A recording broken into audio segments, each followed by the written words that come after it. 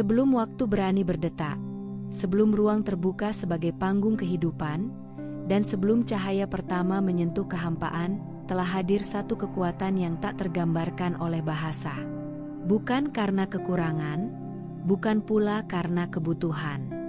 Ia muncul dari kelimpahan yang meluap dengan kesadaran, kelimpahan yang tak dapat ditahan untuk mengalir menjadi sesuatu yang baru.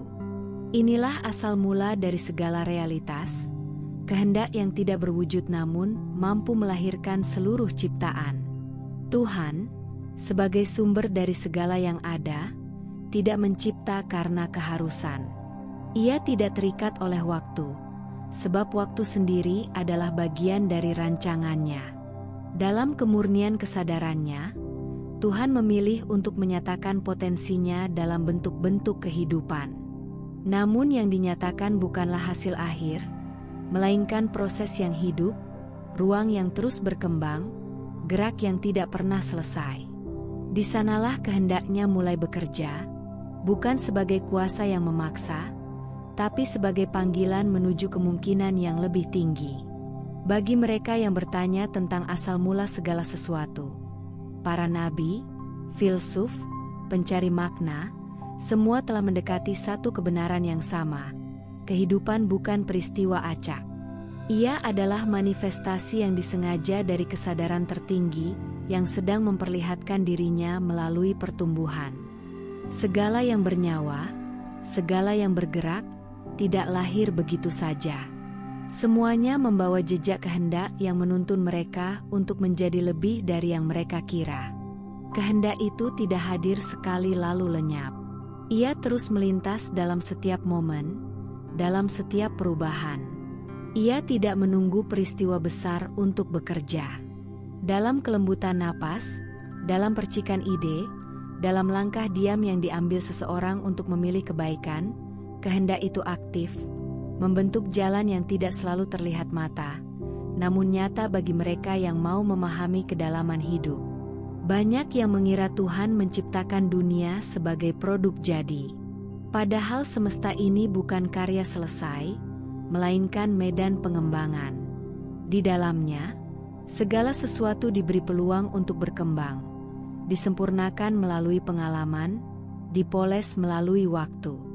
Tuhan tidak membentuk manusia agar sempurna sejak awal, tetapi agar manusia memiliki peran dalam menyempurnakan keberadaan dirinya, sebagai bagian dari simfoni yang lebih besar.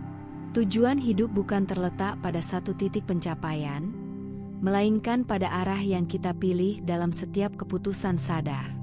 Ketika kita ikut bergerak sesuai kehendaknya, setiap tindakan menjadi bermakna, bukan karena hasilnya, tetapi karena keselarasan dengan alur yang lebih tinggi.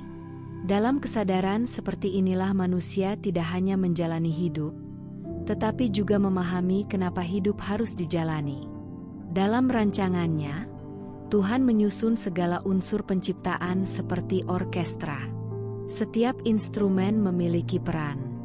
Namun sebelum kita mengenal waktu, ruang, kesadaran, cinta, energi, dan cahaya sebagai bagian dari sistem yang agung, kita harus memahami terlebih dahulu sang konduktor utama, kehendak yang tidak mengikat, namun mengundang.